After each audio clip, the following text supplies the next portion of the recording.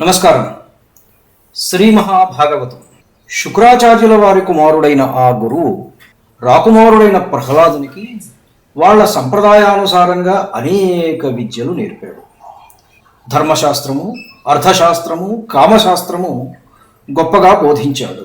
అనర్గళమైన తెలివితేటలు అమరునట్లుగా ఆయా విషయాలను ప్రహ్లాదునిచే పలుమార్లు వల్లింపజేశాడు. ఉపాయాలు 4 రకాలు. మంచి మాటలతో చెప్పటం సామం, కొన్ని వస్తువులను ఇచ్చి మంచి చేసుకోవడం దానం, ఒకరికి మరొకరికి కలహాలు పెట్టడం భేదం, శిక్షించి ఒప్పించడం దండం. ఈ సామదాన భేద దండోపాయాలు, అవి ఉపయోగించే సమయాలు ప్రహ్లాదుని గురువు చక్కగా వివరించాడు. అన్ని విద్యలు నేర్పి నీతి కోవిదుణ్ణి చేశాడు. బుద్ధిమంతుడయ్యాడు అని అనుకున్నాడు. ఆ బాలుణ్ణి తల్లి అయిన లీలావతి దగ్గరకు తీసుకుని వెళ్ళాడు. ఆమె కూడా చాలా సంతోషించింది. కొడుకును చక్కగా అలంకరించి తండ్రి దగ్గరకు వెళ్ళమన్నది. అప్పుడు శిష్యుణ్ణి చూసి గురువుగారు ఇలా అన్నారు: త్రిప్పకుమన్న మామతము దీర్ఘములైన త్రివర్గ పాఠముల్ దపకుమన్న నేడు మన దైత్యవరేణ్యుని మ్రోలనేముమున్ చెప్పిన నీతిగాని మరి చెప్పకుమన్న విరోధి నీతులున్ విప్పకుమన్న దుష్టమగు విష్ణు చరిత్ర కదార్థజాలముల్. ప్రహ్లాద కుమార, మీ తండ్రి గారి దగ్గర మేము చెప్పిందే చెప్పు, మేము చెప్పిన దానికి వ్యతిరేకంగా పలుకబోకు. గొప్పవైన ధర్మ, అర్థ, కామశాస్త్ర విషయాలలో ప్రశ్నిస్తే జాగ్రత్తగా మరచిపోకుండా సరి అయిన సమాధానం చెప్పు. మేము నేర్పిన నీతి పాఠాలే పలుకు. మన విరోధి అయిన విష్ణుమూర్తి మాట మాత్రం ఎత్తబోకు.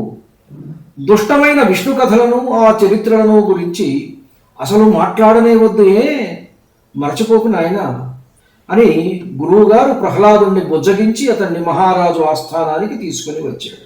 ప్రహ్లాదుడు అడుగడుగునా మాధవుణ్ణి ధ్యానిస్తూ ఆ ధ్యానామృత మాధుర్యంలో తన్ను తానే మరచిపోతున్నాడు.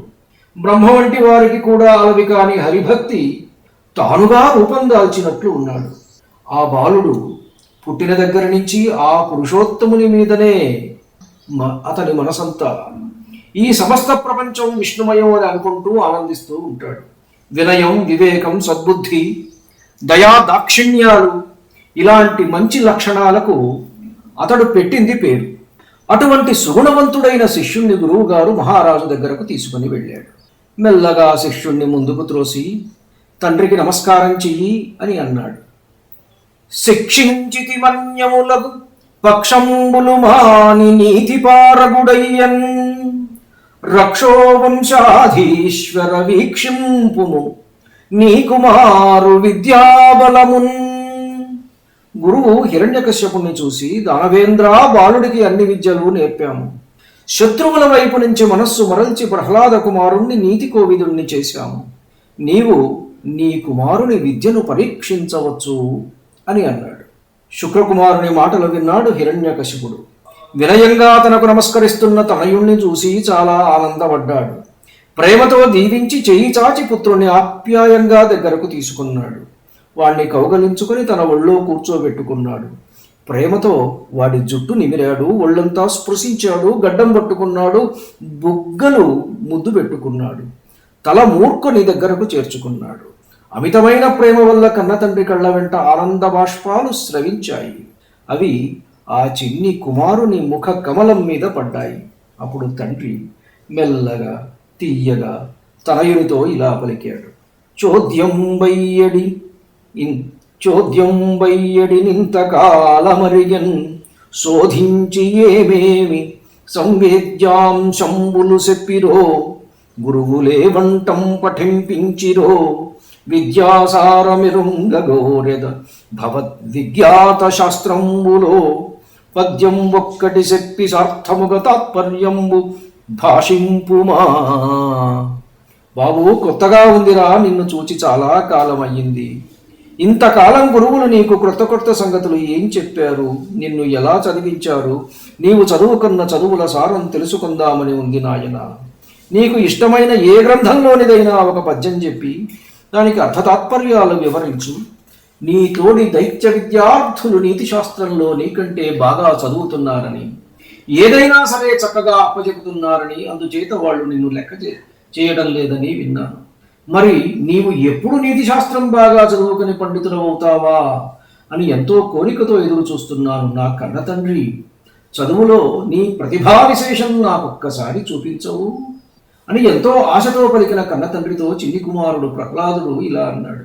చదివించిరి నన్ను గురువులు, చదివితి ధర్మార్థ ముఖ్య శాస్త్రంబులు, నే చదివినవి గలవు పెక్కులు, చదువులలో మర్మమెల్ల చదివితి తండ్రి. నాన్నగారు నన్ను గురువులు చక్కగా చదివించారు. నేను ధర్మశాస్త్రము, అర్థశాస్త్రము, ఇంకా చాలా శాస్త్రాలు చదివాను.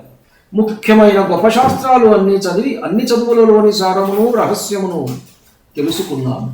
తనుహృత్పాశల సఖ్యమున్, శ్రవణమున్, దాసత్వమున్, వందనార్చనముల్, సేవయు, ఆత్మలో నిరుకయున్, సంకీర్తనల్, చింతనం బను నీ 9 భక్తి మార్గముల, సర్వాత్మున్ హరిన్నమ్మి సజ్జనుడయ్యుంగుట భద్రమంచుదలతున్ సత్యంబు దైత్యోత్తమా.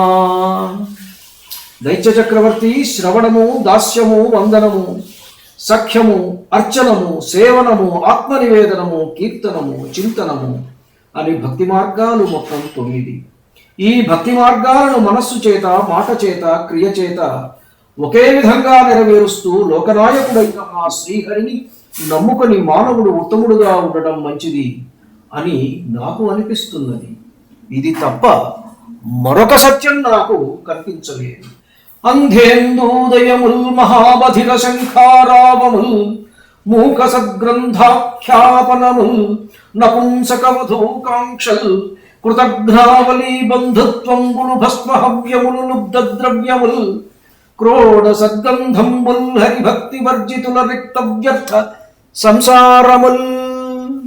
లోకంలో అంధుడికి వెన్నెల విలువ తెలియదు, చెవిటివానికి శంఖధ్వని వినపడదు, మూగవానికి పుస్తక పఠనం సాధ్యపడదు, నపుంసకునకు కాంతమీది కోరిక ఫలింపదు, కృతఘ్నులకు బంధుత్వం కుదరదు, బూడిదలో వేసిన హోమద్రవ్యాలు ఉపయోగపడవు, పిసినిగొట్టువాని సంపద పనికి వచ్చేది కాదు, వరాహానికి సువాసనలు తెలియవు. ఆ విధంగానే హరిభక్తి లేని వారి జీవితాలు కూడా నిస్సారములు, వ్యర్థములు అని భావిస్తాను. కమలాక్షు నర్చించు కరములు, శ్రీనాథు వర్ణించు జిహ్వ, సురరక్షకుని చూచు చూక్కులు, శేషశాయికి మృక్కు శిరము,